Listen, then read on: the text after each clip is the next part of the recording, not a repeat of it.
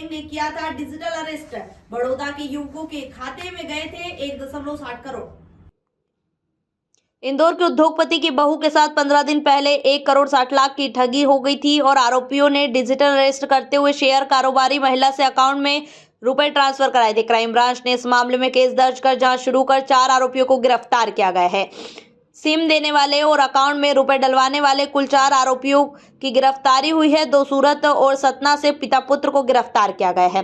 वहीं crime branch की team ने फरियादिया वंदना गुप्ता के साथ हुए डिजिटल अरेस्ट मामले में राकेश चंद्रभान, अभिषेक और प्रतीक निवासी बड़ौदा गुजरात और को पकड़ा हुआ है। वहीं क्राइम ब्रांच के मुताबिक वंदना गुप्ता द्वारा ट्रांसफर किए गए रुपयों आरोपियों के अकाउंट में ही आए थे। जिस सिम से वंदना को कॉल किया गया था वहां भी आरोपियों के नाम से मिली है। वंदना के साथ हुई घटना को मलेशिया में बैठे ठगों ने अंजाम दिया है। इस मामले में सतना से भी 2 लोगों की गिरफ्तारी हो चुकी है। बहरहाल क्राइम ब्रांच ने डिजिटल अरेस्ट में कार्यवाही करते हुए अब तक 1 दर्जनों लोगों को गिरफ्तार कर चुकी है। दरअसल वंदना गुप्ता शेयर बाजार का कारोबार करती है। उनके साथ 1 करोड़ 60 लाख की ठगी हुई है। ठग ने पहले बैंक अफसर बनकर कॉल किया, फिर सीबीआई अफसर से उनकी बात कराई, बाद में मुंबई के एक थाने से उनसे संपर्क कर अफसर ने बात की। इससे उन्हें स्काई ऐप डाउनलोड करवाकर कैमरे के सामने डिजिटल अरेस्ट किया गया।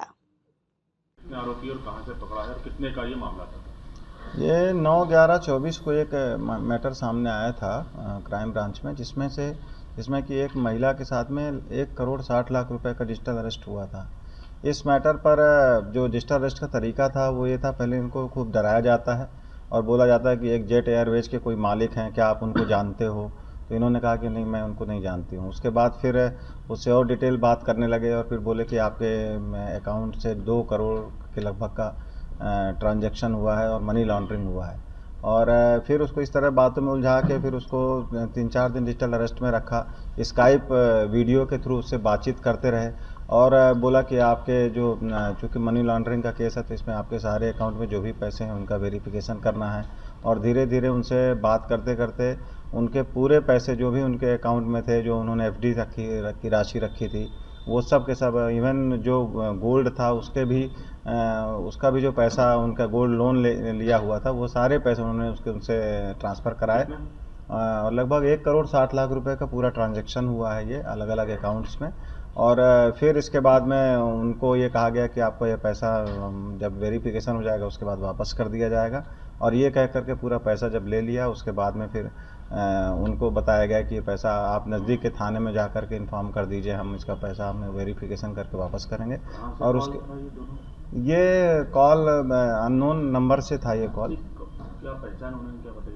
ये उन्होंने अपने आप को ये बताया था कि ये आरबीआई का एक अधिकारी बता करके किया था।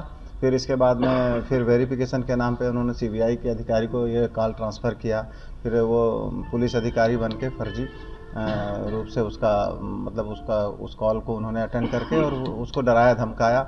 और इवन उनको व्हाट्सएप पर भी कुछ वारंट वगैरह भी भेज करके उनको बताया कि आपके नाम का वारंट है और आपके साथ ये कार्रवाई हो रही है। फिर सहयोग करने के नाम पे उनसे ये सारे पैसे ट्रांसफ़र करा लिए गए।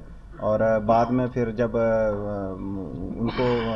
वो किसी ने उनको बताया कि उनके साथ ये फ्रॉड हुआ, तब उनको समझ में आया कि 1 करोड़ 60 लाख रुपए उनके अकाउंट से फ्रॉड तरीके से निकलवा लिए गए हैं। इस तरह से ये मामला था। इसके पहले जो 46 लाख का मामला था उसमें भी हम लोगों ने अभी आरोपी पकड़े थे, जिसमें 1 करोड़ 60 लाख में कितने आरोपी और कहां से पकड़े? इसमें 1 करोड़ 60 लाख वाले में हमने अभी जो आरोपी पकड़े हैं उसमें से मैहर के 2 आरोपी हैं जिनके अकाउंट में पैसा गया। अकाउंट में ये जो एक लड़का है राकेश बंसल, उसके अकाउंट में लगभग 10 लाख रुपए ट्रांसफ़र हुए हैं। इस अकाउंट को ये जो अकाउंट खोला गया ये उसके ने अपने पिताजी के नाम से खोला था, इसलिए उनके पिताजी भी इसमें आरोपी बनाए गए हैं। और अब इसमें अकाउंट की जांच की जा रही है, अकाउंट किसको दिए हैं इसके बारे में भी पूछताछ की जा रही है। और दूसरा जो मनी ट्रांसफ़र हुआ है वो सूरत में हुआ है लगभग 5 लाख रुपए का। उसमें 2 दोस्त हैं, एक प्रतीक है और एक उसके उसी मोहल्ले में रहने वाला अभिषेक। ये प्रतीक और अभिषेक जरीवाला नाम से हैं, ये गुजरात के सूरत के रहने वाले हैं। तो इन लोगों ने किया, इन लोगों ने भी अपने अकाउंट से जो है वो किसी और को दिए हैं, तो उसके बारे में भी पूछताछ की जाएगी। तो ये भी किराए पे दिए गए? किराए पर अकाउंट नहीं दिया है सच। इन्होंने ये जो गिरोह है वो इनसे अकाउंट खुलवा लेता है और अकाउंट के सारे जो एक्सेस हैं वो ये अपने पास रख लेते हैं। इनके सिम के जरिए जो सिम देते हैं कई बार वो ये अपने पास रख लेते हैं। इवन एटीएम का भी जो कंट्रोल है वो भी इन्हीं के पास रहता है। बाकी जो 2 आरोपी हैं उनका क्या रोल है, जो आपने बताया कि सूरत का, बाकी के 2 आरोपी? बाकी नहीं, दोनों के अकाउंटों में अलग अलग राशि गई है, इसलिए दोनों मुलजिम बनाए गए हैं। 4 आरोपी? हाँ 4 हैं। तो एक मैहर के जो है पिता पुत्र हैं उनके अकाउंट में 10 लाख रुपए गए हैं और एक इसके अकाउंट में 5 लाख रुपए गए। इसमें जो ये गुजरात वाला जो सूरत वाला है इसमें एक के अकाउंट में पैसे गए हैं और दूसरे ने इस अकाउंट को लिया हुआ है उनसे। इस तरह के उन्होंने और भी अकाउंट लिए हुए हैं और वो सारे अकाउंट वो किसी और थर्ड पर्सन को उनसे बात हुई है उसको उन्होंने दिया हुआ। आरोपी सर अभी तक गिरफ्त से बाहर? मुख्य आरोपियों की जानकारी ली जा रही, जल्दी हम उनको। सर अभी ये बहुत स्ट्रांग बैकग्राउंड के नहीं है। जैसे मैहर वाला है तो ये अपना छोटे मोटे स्थानीय धंधा करते थे और अपना एमवे करके कंपनी थी उसमें ये काम करते थे। और इसी तरह से ये जो 2 लड़के हैं ये भी डिलीवरी बॉय का काम करता था। तो ये इनका बैकग्राउंड कोई बहुत स्ट्रांग नहीं है, लेकिन इन्होंने कहा कि अकाउंट के लिए 5,000 10,000 रुपए के लालच में इन्होंने अपना अकाउंट बनवा करके उन्हें सेल किया। कब से चल रहा था, कब दिए थे उन्होंने? ये जो दोनों आरोपी हैं इनका ये कहना है कि 3-4 महीने से ये जो जिन लोगों ने इनसे अकाउंट मांगे थे 3-4 महीने से इनके संपर्क। विदेश से भी कुछ संपर्क हुआ है? हाँ, कितने का ट्रांजैक्शन? इनका एक अकाउंट में 10 लाख रुपए गए हैं और अभी एक अकाउंट में 5 लाख रुपए गए हैं। और भी अकाउंटों में जो पैसे ट्रांसफर हुए उनके लिए हमारी टीमें बाहर गई हुई हैं और उनकी पूरी जानकारी कर ली थी इनसे पैसा, ये जो 15 लाख? तो नहीं, इनका पैसे रिकवरी के प्रयास किए जा रहे हैं क्योंकि इनके जो पैसे जिसमें आए थे वो अकाउंट तो अभी फ्रीज कर दिए हैं, लेकिन इनके अकाउंट के पैसे और किसी अकाउंट में भी चले गए। ये एक्चुअल जो आरबीआई और सीबीआई के जो अधिकारी बनकर जिन्होंने धोखा दिया था उसके बारे में इन्होंने कुछ बताया कि ये कौन थे और किसने किराए पे लिया था?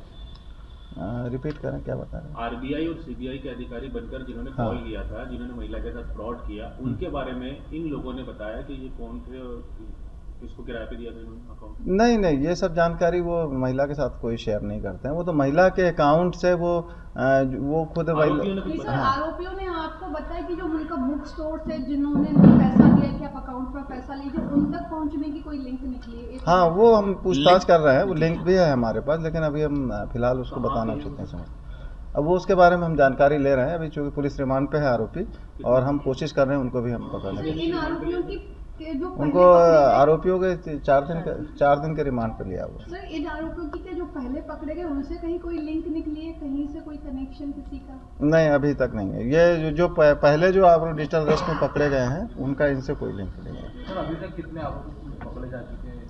अब अभी तक जैसे पिछले बारे में डिजिटल अरेस्ट में अपन ने 2 आरोपी पकड़े थे, इसमें 4 आरोपी हैं। इसके पहले भी आरोपी पकड़े गए। मदरसे वालों का फॉलो बता रहे थे, उस मामले में कुछ डेवलपमेंट? मदरसा वाले में जो उसने जो आगे की जो लिंक बताई है उस पर। JTV न्यूज से जुड़े रहने के लिए हमारी खबरों को लाइक करें, शेयर करें, हमारे चैनल को सब्सक्राइब करें और अपडेट रहे हर छोटी बड़ी खबरों से।